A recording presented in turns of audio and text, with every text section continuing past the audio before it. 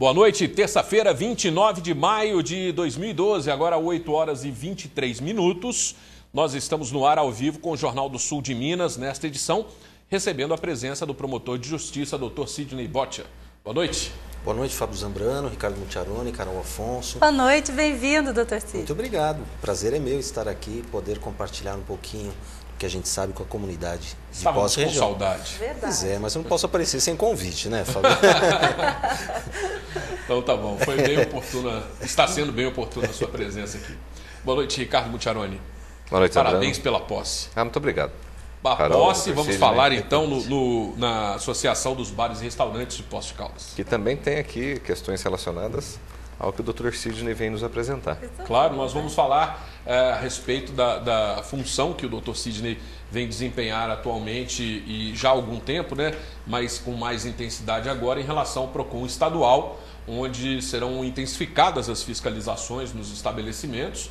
E você pode tirar as suas dúvidas, 3721-6955 ao telefone da TV Poços. Aproveite esta oportunidade.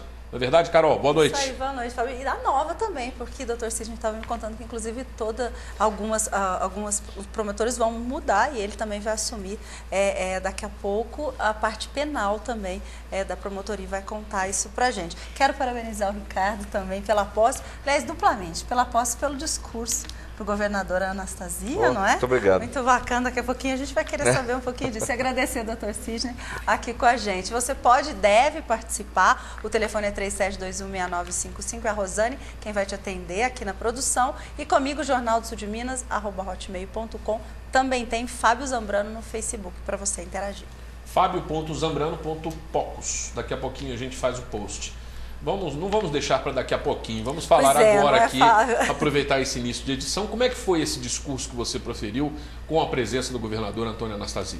Bom, primeiramente nós fomos convidados, né, a Associação de Bares e Restaurantes, juntamente com a Associação Comercial, através do seu presidente Benedito Coutinho, nosso companheiro de trabalho dentro da associação, a estar presente em Belo Horizonte a um evento no Palácio da Liberdade, um evento eu considero turístico-cultural, onde o governo do estado convidou diversas cidades polo do interior de Minas Gerais para estar presente ao evento. É uma apresentação turística do palácio, uma aproximação das cidades junto a Belo Horizonte, ao governo do estado. E uma coisa muito interessante que ocorreu lá foi o convite que a assessoria de imprensa nos fez para estar iniciando o evento antes da fala do governador. E eu tive a felicidade e a honra de proferir algumas palavras, um discurso muito singelo, muito simples, mas me senti muito orgulhoso e muito honrado de estar presente lá, representando as mais de 150 pessoas que estavam no salão lá nesse chá. Eu falei em nome de todas as pessoas presentes e foi uma honra muito grande. Gostaria até de deixar registrado isso aqui, porque foi uma alegria muito intensa que eu senti naquele momento. Foi muito bacana. Temos amigos chiques. Pois é. Que isso. Que isso. Tá certo. Hoje aconteceu em Poços de Caldas o 5º Seminário de Enfrentamento ao Abuso Sexual e Exploração de Crianças e Adolescentes. Ele foi realizado desde 8 horas da manhã na URCA e foi uma parceria entre a Prefeitura de Poços de Caldas e o Conselho Municipal dos Direitos da Criança e do Adolescente. E, paralelamente, também aconteceu o 4º Seminário da Saúde Mental Infanto-Juvenil. Durante todo o dia, representantes de órgãos e entidades de assistência social, educação e saúde, autoridades e membros do Poder Judiciário participaram dessas palestras e debates sobre o tema. Sem dúvida nenhuma, as resoluções serão compiladas e, a partir de então, vamos ver o que foi de mais produtivo elaborado neste encontro.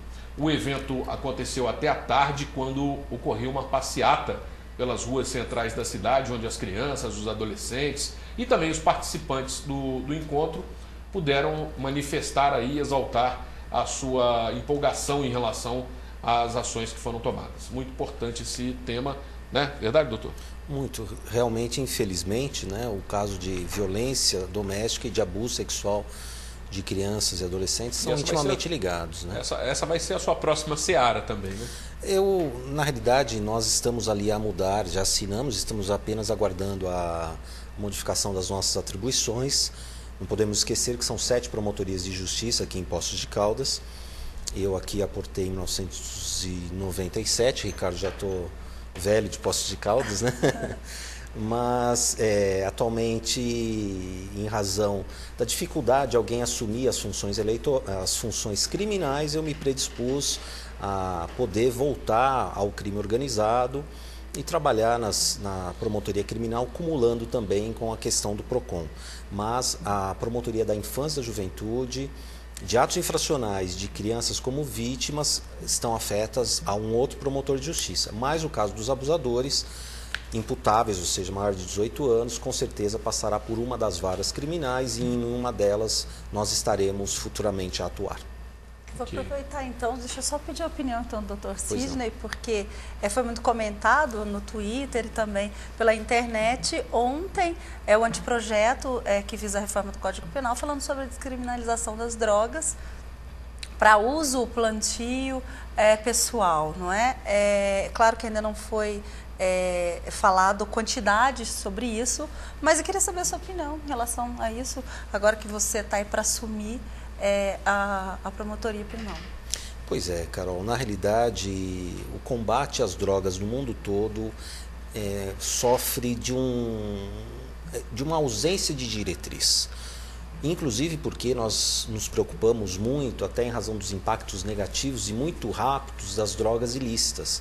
Mas a Organização Mundial de Saúde estima que mais de 90% dos danos globais mundiais derivados do uso de drogas se referem a drogas lícitas, especialmente o álcool.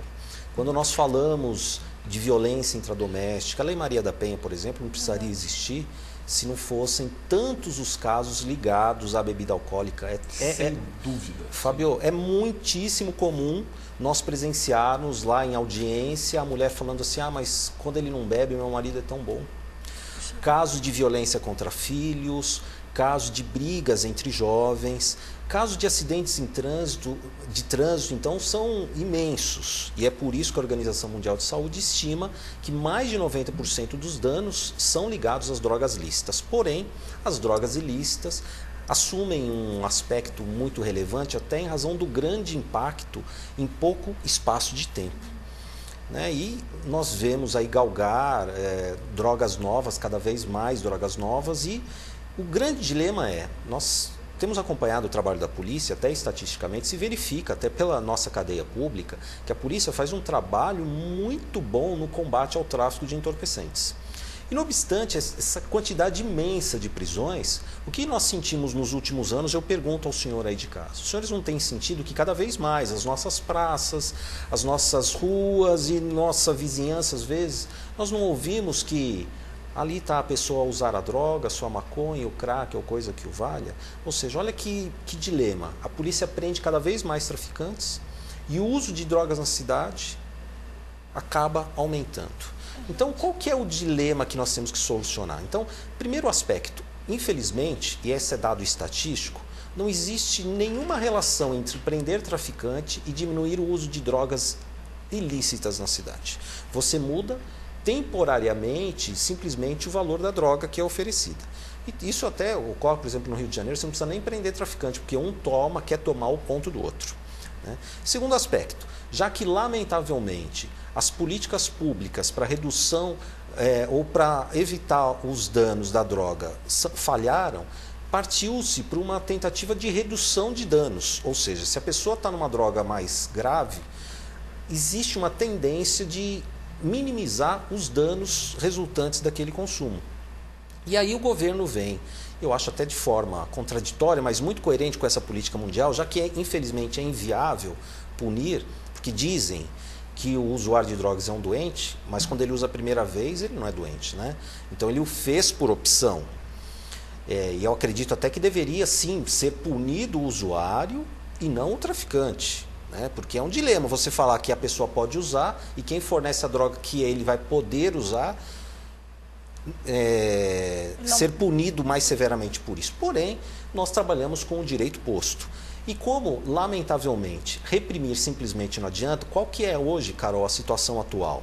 Hoje, a pessoa que é surpreendida, portanto, portando uma quantidade de entorpecentes, e a lei não quantifica essa quantidade, né? Nós identificamos ali pelas circunstâncias, pela quantidade, pela forma que está embalada, pela região em que ele foi apreendido, se a droga se destinava ao uso pessoal ou para entrega a terceiros, que nós chamamos de traficância.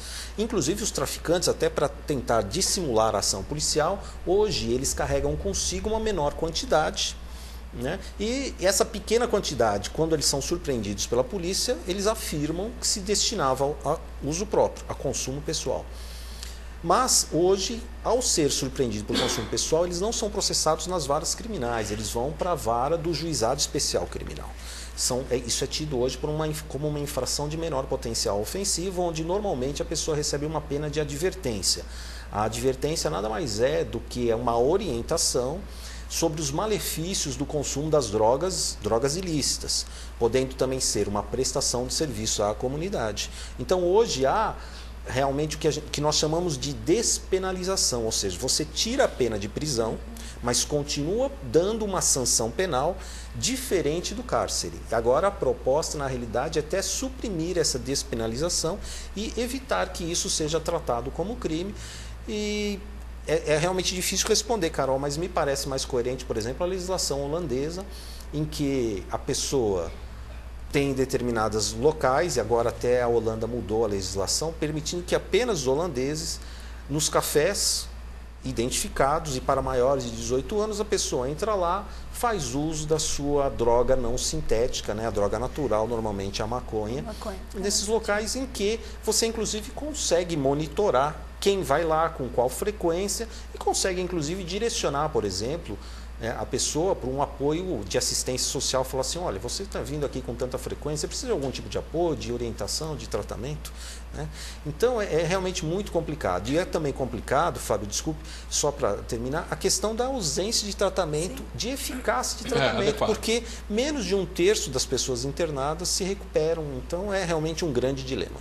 Existe uma diferença entre a descriminalização e a legalização. Sim, sem dúvida. A descriminalização, ela propõe alguns nortes, né, em relação à justiça. E a legalização é outra situação, que é o caso, por exemplo, da Holanda, onde é legalizado o consumo dentro dessas circunstâncias adaptadas, né? Pois é, mas é legalizado o consumo, mas não a traficância e não a entrega a terceiro, porque os locais são realmente autorizados, chancelados para isso. O que nós vamos ter aqui no Brasil é uma situação em que a pessoa, ao portar para uso próprio, não será punida, mas ela obteve essa droga onde? De um local que não existe, né? Então, de certa forma, você está aí a fomentar um tráfico.